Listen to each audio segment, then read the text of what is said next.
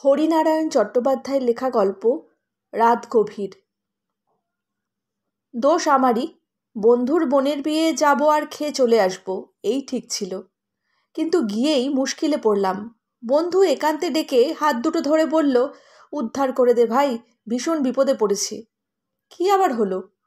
পাড়ার ছেলের দল পরিবেশন করবে ঠিক ছিল, কিন্তু তাদের মধ্যে একদল বেপাড়ায় জলসা শুনতে চলে গেছে। লোক কম, তোদের হাত লাগাতে হবে।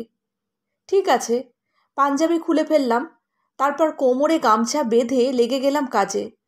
সব যখন শেষ হলো, রাত 12টা বেজে গেছে। নিজের আর কিছু মুখে দেবার ইচ্ছে ছিল না।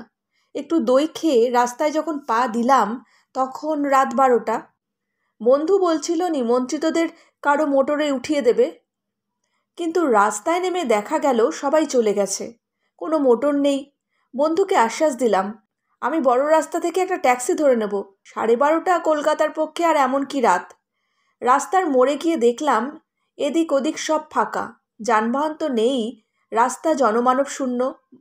আচমকা ফোঁটা ফোঁটা বৃষ্টি শুরু হলো।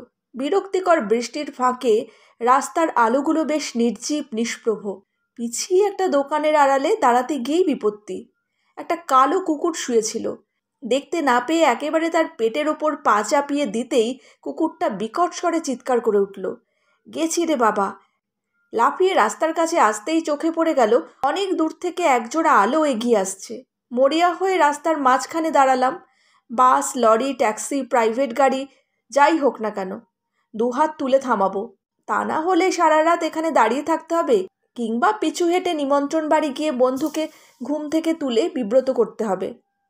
আলো দুটো খুব ধীরে এগিয়ে আসছে। মাঝে মাঝে সন্দেহ হলো, বুঝিবা থেমেই আছে, আর এদিকে আসবেই না। পকেট থেকে রুমাল বের করে সবে ভিজে মাথাটা মুছে নিচ্ছি।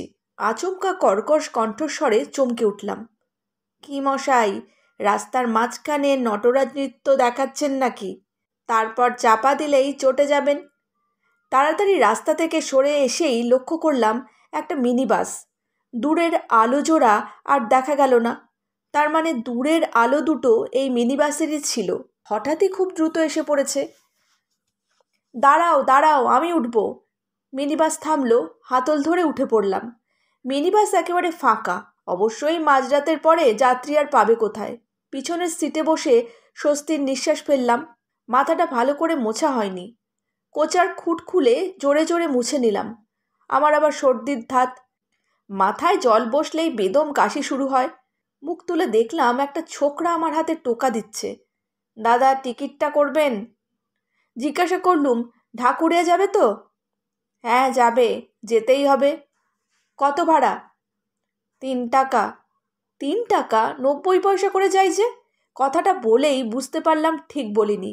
দিনের বেলা যা রেট, এই মাঝরাতে দুর্যোগে সে রেট কখনো হতে পারে? বাড়তি পয়সা বোধহয় ড্রাইভার কন্ডাক্টরের পকেটেই যাবে। কোনো কথা না বলে 3টে টাকা এগিয়ে দিলাম। টিকিট দিতে দিতে লোকটা বলল, এই মিনি বাসে যেখানে যাবেন 1 ভাড়া, সামনের স্টপেজে নামলে ওই 3 টাকা। লোকটার সঙ্গে তর্ক করার ইচ্ছা হলো না। বলুক যা ইচ্ছে, মাঝরাতে যে পৌঁছে দিচ্ছে এই আমার ভাগ্য। সিটে হেলান দিয়ে বাইরের দিকে দেখলাম, সব ঝাপসা, কিছু দেখা যাচ্ছে না। মিনিবাস খুব জোরে ছুটছে।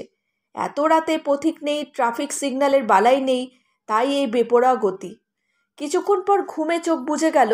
ঘুমিয়ে পড়লেও অসুবিধা নেই, লোকটা আমি কোথায় নামবো জানে। ঢাকুরিয়া এলে ঠিক ডেকে দেবে। একসময় ঘুম ভাঙল। মিনিবাস একভাবে ছুটছে। চোখ হাতঘড়ির দিকে পড়তেই চমকে উঠলাম।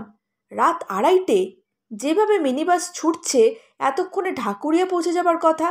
জিজ্ঞাসা করার জন্য এদিক ওদিক দেখেই অবাক হলাম। মিনিবাস পুরো খালি, কেউ কোথাও নেই। ও ও মশাই, শুনছেন? ঠিক রুটে যাচ্ছেন তো? ঢাকুরিয়া পিছনে ফেলে এলেন নাকি? কোনো উত্তর নেই। আশ্চর্য, গেল কোথায় লোকটা? আমি যখন ঘুমিয়ে পড়েছিলাম তখন বোধহয় মিনিবাস থামিয়ে লোকটা নেমে গেছে, কিন্তু এভাবে মাঝপথে কি নেমে পড়তে পারে? ঝড়ের বেগে মিনিবাস ছুটছে, মনে হচ্ছে মাঝে মাঝে চাকাগুলো যেন রাস্তায় ছুটছে না। ঢাকুরিয়া কখন পার হয়ে গেছে নিচু হয়ে দেখলাম। দুপাশে ঘন জঙ্গল, জোনাকির বাহার। শহর ছাড়িয়ে গায়ের মধ্যে দিয়ে কোথায় চলেছে মিনিবাস। আমি এগিয়ে সামনের সিটে গিয়ে বসলাম। ঝুঁকে পড়ে ড্রাইভারকে বললাম, দাদা কোথায় চলেছেন, জায়গাটার নাম কি? ড্রাইভার পিছন ফিরল না, গম্ভীর গলায় বলল, আমি বলবো কি করে? কন্ডাক্টর ঘন্টা না দিলে আমি বাস থামাই কি করে? কিন্তু ঘন্টা দেবে কে? কন্ডাক্টর তো কখন নেমে গেছে। এবার ড্রাইভার পিছন ফিরল। এই পেঁচি ভূতগুলোর কথা আর বলবেন না মশাই, এই আছে তো এই নেই, এদের সঙ্গে একসঙ্গে কাজ করাই ঝকমারি। আমার মেরুদণ্ড বেয়ে শীতল প্রবাহ, সমস্ত শরীর কেঁপে উঠল থরথরিয়ে। মানুষ নয়, নরকঙ্কাল। চোখের দুটো গর্তের মধ্যে লাল আলো শিখা। কথা বলবার সময় দাঁতগুলো মরমর করে উঠল। গলা দিয়ে ভয়ার্ত স্বর বের হলো, আপনি? আবার ড্রাইভার হেসে উঠল। দু হাতে পাশা নড়লে যেমন শব্দ হয় তেমনই আওয়াজ। কঙ্কাল হাত দিয়ে ড্রাইভার একটা পৈতা তুলে ধরল। খানদানি ব্রহ্মদত্তী, বর্ণশ্রেষ্ঠ ব্রাহ্মণ ছিলাম, আমার সঙ্গে এদের তুলনা? মরেওছি ব্রাহ্মণের হাতে। ড্রাইভার মুখ ফিরিয়ে আবার স্টিয়ারিংয়ের দিকে নজর দিল। কি দাদা, লাফিয়ে বেড়াচ্ছেন কেন? টিকিট করেছেন? পিছন থেকে কন্ডাক্টরের কণ্ঠ। লোকটা হঠাৎ এলো কোথা থেকে? কিন্তু কোথায় লোকটা? শার্ট, প্যান্ট, কাঁধে ব্যাগ সব ঠিক আছে, শুধু লোকের কোনো চিহ্ন নেই। আচ্ছা, মিনি বাসে উঠেছি তো, ভুতুড়ে বোধ হয়। এখন প্রাণ নিয়ে বাড়িতে ফিরতে পারলেই হয়। পকেট থেকে টিকিট বের করে দেখালাম, গলায় সাহস এনে বললাম, কোথায় ছিলেন এতক্ষণ? কোথায় থাকবো? সিটের তলায় একটু ঘুমিয়ে নিচ্ছিলাম। ঘুম হবার কি আর জো আছে? তারপর লোকটা পাশে বসলো। লোকটা বসলো মানে? লোকটা বসলো মানে তার জামা কাপড় বসবার ভঙ্গি করলো। আপনাকে কি বলেছিল ভৈরব ভট্টাচার্য? আমি অবাক। দেহ অদৃশ্য অথচ কণ্ঠস্বর কানে আসছে। জিজ্ঞাসা করলাম, ভৈরব ভট্টাচার্য কে? ওই যে বাস চালাচ্ছে। বামনাই দেখাচ্ছিস বুঝি? যে আসে তাকেই পৈতে তুলে দেখায়। আজকাল পৈতের কোনো মান সম্মান আছে নাকি? ওর জন্যই তো আমার এই অবস্থা। কী রকম? লোকটা ব্যাগটা কাঁধ থেকে কোলের ওপর রাখলো, বেশ জুৎসই হয়ে বসলো। তারপর বলতে শুরু করলো, স্টিয়ারিং ধরলে ভৈরবের আর কোনো জ্ঞান থাকে না। তখন মিনি বাস না উড়োজাহাজ কী চালাচ্ছে ভুলেই যাই। কতবার সাবধান করেছি, কিন্তু কে শোনে কার কথা? 5-6 বছরের বাচ্চার হাতে মুড়ির ঠোঙা, রাস্তা পারোচ্ছিল। দিলে তাকে চাপা, ব্যাস চারিদিক থেকে লোক ঘিরে ফেলল। আদলা ইটের বৃষ্টি শুরু হলো মিনি বাসের ওপর।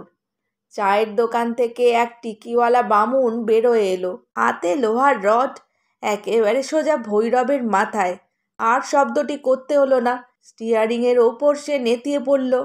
আমি দরজা দিয়ে পালাবার চেষ্টা করছিলাম, থানিট এসে লাগলো আমার চুমালে। বাপ বলে দিগবাজি খেয়ে রাস্তার ওপরেই পড়লাম। সেই থেকে আমার এই অবস্থা। ভৈরব বামুনের হাতে গেছে নিজে বামুন, তাই ব্রহ্মদত্তী। আর আমি? কথা আর শেষ হলো না। ভৈরব ভট্টাচার্য হুঙ্কার দিয়ে উঠল, দেখ গুপে, প্যাসেঞ্জারকে যা তা বোঝাতে যাস না। তুই তো বললি সব ঠিক আছে, চালাও জোরে, বাবুদের অফিসে দেরি হয়ে যাবে। খবরদার, কপালের নিচে অমন ড্যাব ড্যাবে একজোড়া চোখ রয়েছে কিসের জন্য? রাস্তার লোকজন দেখতে পাও না? আমি বলবো তবে থামবে?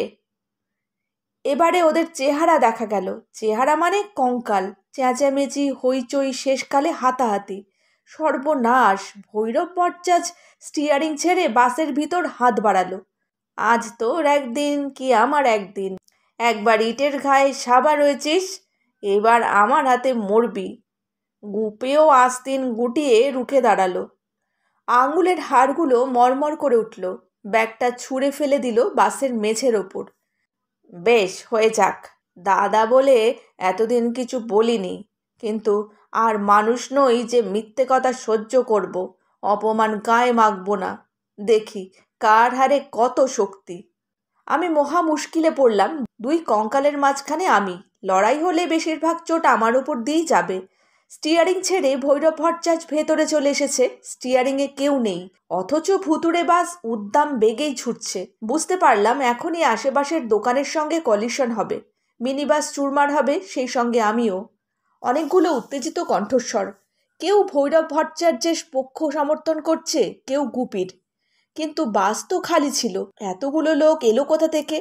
মুখ ফিরিয়ে যা দেখলাম তাতে আমার মাথার চুল সজারুর কাঁটার মতো খাড়া হয়ে উঠল। মনে হলো বুকের টুকটুক শব্দ বুঝি বন্ধ হয়ে যাবে। একেবারে সামনের সিটে আমার পাশে তখন হালদারের দাদামশাই, মাস দুয়েক আগে যিনি বাজার থেকে আসবার সময় বাসের চাকার তলায় একেবারে থেতলে গিয়েছিলেন। তার পিছনের লোকটিও আমার খুব চেনা, আমার অফিসেরই দপ্তরি। সে কদিন আগেই অফিসের সামনে ট্রাম থেকে নেমে রাস্তা পার হওয়ার সময় বাসের তলায় গুঁড়িয়ে ছাতু হয়ে গিয়েছিল। আরেকজনকে চিনতে পারলাম, আমাদের ঝিয়ের 7 বছরের ছেলে রতন, সেও মারা গেছে বাসের চাকায়। বাকি লোকগুলোকে ঠিক বুঝতে পারলাম না, তবে রক্তমাংসের মানুষ কেউ নয়, সবাই কঙ্কাল। বিকট চিৎকার আর হাড়ের হাততালিতে কানে তালা ধরা শব্দ, লড়ে যা ভৈরব, গুপি দেখি তোর মুরদ। আর একদল চেঁচাচ্ছে, সাবাস গুপি, একটা আপার কাট, ভৈরবকে ঠান্ডা করে দে তো। একবার ভাবলাম যা থাকে কপালে, বাস থেকে দিই এক লাফ, কিন্তু ছুটন্ত এই বাস থেকে লাফ দিলে নির্ঘাত মৃত্যু। তাছাড়া নামবার জায়গা আটকেই তো যত মারামারি। হঠাৎ প্রচণ্ড একটা শব্দ, মনে হলো মিনি বাসটা 2 হাতে তুলে কে যেন আঁচড়ে ফেলল। হাড়ের খটাখট, কলকবজার ঝনঝনাত, সব লোকগুলো বুঝি তালগোল পাকিয়ে গেল। আমি বিদ্যুৎ গতিতে ছিটকে বাইরে গিয়ে পড়লাম। কতক্ষণ পড়েছিলাম আমি ঠিক জানি না। জ্ঞান হতে ব্যাঙের কর্কশ ঐকতান কানে এলো। বুঝতে পারলাম দেহের কোথায় চোট লেগেছে হাত বুলিয়ে দেখতে গিয়েই চমকে উঠলাম। এক তিল মাংস কোথাও নেই, কেবল হাড় আর হাড়। স্বপ্ন দেখছি নাকি? চোখে হাত দিতেই হাত ভিতরে ঢুকে গেল, চোখ নেই, বিরাট দুটি গর্ত। অনেক কষ্টে কঙ্কাল দেহটা নিয়ে আবার উঠে দাঁড়ালাম। হরিনারায়ণ চট্টোপাধ্যায়ের লেখা ছোট গল্প রাত গভীর এখানেই শেষ হলো। যদি আমার গল্প পাঠ আপনাদের ভালো লেগে থাকে, লাইক, শেয়ার, কমেন্ট আর সাবস্ক্রাইবের মাধ্যমে চ্যানেলটির সাথে অবশ্যই থাকবেন।